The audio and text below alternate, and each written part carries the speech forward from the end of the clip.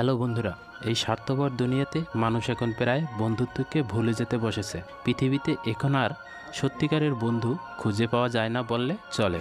রয়েছে শুধু বন্ধু নামের কিছু বেঈমান। আজকে আমরা দেখতে চলেছি কালো পিঁপড়া ও একটা বিটল পোকার এমন একটি বন্ধুত্বের কথা, যা থেকে আমাদের মানুষদের শিক্ষা নেওয়া দরকার। কিভাবে এদের মধ্যে বন্ধুত্ব হলো, আর কী করেই বা ভয়ঙ্কর লক্ষ লক্ষ লাল পিঁপড়ার হাত থেকে কালো পিঁপড়াদের বাঁচালো বিটল পোকাটি, এবং কেনই বা লাল পিঁপড়া আর কালো পিঁপড়ার মধ্যে এতটা ভয়ঙ্কর যুদ্ধ শুরু হলো। আজকের ভিডিওটা তোমাকে সত্যিকারের বন্ধু চেনার শিক্ষা দিবে। মূলত আজকের ভিডিওটা নেওয়া হয়েছে 2013 সালে মুক্তি পাওয়া একটা movie Minuscule Valley of the Last Ants movie থেকে। তো বন্ধুরা, তোমাদের কাছে ছোট্ট একটা অনুরোধ, সম্পূর্ণ ভিডিওটা দেখো। আশা করি ভিডিওটা ভালো লাগবে, আর ভালো লাগলে ভিডিওতে একটি লাইক দিয়ে চ্যানেলটি সাবস্ক্রাইব করে দিও প্লিজ। ভিডিও শুরুতে আমরা দেখতে পাই বনের মধ্যে একটি নির্জন জায়গায় বসে স্বামী স্ত্রী তাদের সময়টা উপভোগ করছিল, কিন্তু মহিলাটি গর্ভবতী ছিল। হঠাৎ করে সে লক্ষ্য করল তার গর্ভের বাচ্চাটি নড়াচড়া করছে। সাথে সাথে মহিলাটি তার কিছু জিনিসপত্র ফেলে রেখে যায়।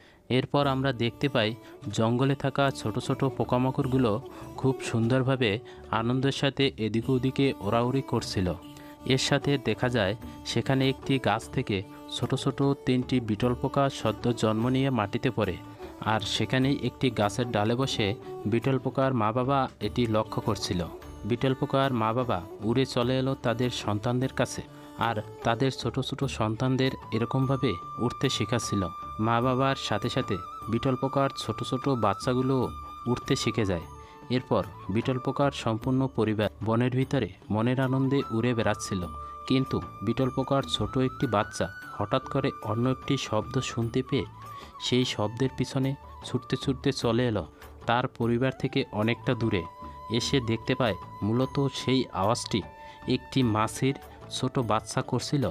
বিটল পোকা মাছিটির ছোট্ট বাচ্চাটির সামনে এসে বসে, কিন্তু হঠাৎ করে না জানি কোথা থেকে আরও কয়েকটি বড় বড় মাছি উড়ে এসে বিটল পোকার ছোট ছোট বাচ্চাটিকে ঘিরে ধরে। দেখে মনে হচ্ছে তারা বিটল পোকার বাচ্চাটিকে এখানেই মেরে ফেলবে। বিটল পোকার বাচ্চাটা প্রচণ্ড ভয় পেয়ে যায় এবং সেখান থেকে সে প্রচণ্ড গতিতে উড়ে পালায়, আর মাছিগুলোও বিটল পোকার পিছু করতে থাকে। বিটল পোকার বাচ্চাটি প্রচণ্ড গতিতে উড়তে গিয়ে একটি পাথরের সাথে আঘাত লেগে নিচে একটি গর্তের মাঝে পড়ে সেখানেই অজ্ঞান হয়ে যায়। এতটা কষ্ট করে একটি ভিডিও তৈরি করি তোমাদের একটু আনন্দ দেবার জন্য। এ পর্যন্ত যারা ভিডিওটা দেখেছেন তাদের কাছে ছোট্ট একটি লাইকের আশা করছি। আর মাছিগুলো সেখান থেকে কিছু সময় পর চলে যায়। এদিকে বেশ কিছু সময় কেটে যায়, এখনও বিটল পোকাটির জ্ঞান ফিরেনি।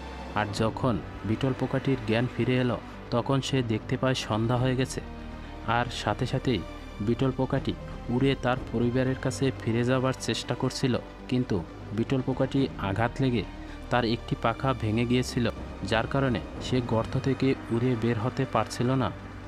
এরপর বিটল পোকাটি নিরুপায় হয়ে সেখান থেকে হাঁটতে হাঁটতে বাইরে চলে আসে। এদিকে তখন বাইরে প্রচণ্ড বৃষ্টি শুরু হয়ে গেছিল। বিটল পোকাটি বৃষ্টির হাত থেকে বাঁচার জন্য সেই লোকদের ফেলে যাওয়া একটি চিনির বক্সের ভিতরে সে আশ্রয় নেয়। এদিকে কখন যে সকাল হয়ে গেছে বিটল পোকাটি টেরও পায়নি। হঠাৎ করে বিটল পোকাটি একটি ম্যাচ বক্স নিয়ে যাওয়ার চেষ্টা করছিল দুটি পোকা। ওদিকে এগতে হাঁটতে চলে আসে সেই চিনির বক্সের কাছে। বিটল পোকাটি কালো পিঁপড়েটিকে আসতে দেখে ভয় পেয়ে আবারও বক্সের ভিতরে ঢুকে লুকিয়ে পড়ে, আর পিঁপড়াদের লিডার বক্সটির ভিতরে ঢুকে এতগুলো চিনি দেখে খুবই আনন্দিত হয়ে পড়ে। সে সেখান থেকে অন্য অজ্ঞান হয়ে বাহিরে পড়ে যায়। এরপর পিঁপড়াগুলো ছড়িয়ে ছিটিয়ে থাকা চিনির দানাগুলো একত্রিত করে সবাই মিলে বিটল পোকাটিকে সাহায্যের জন্য চলে আসে।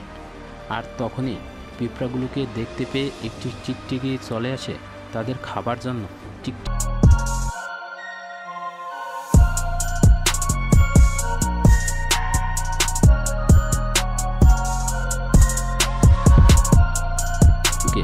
তারাও পাথর থেকে নিচে নামতে শুরু করে, আর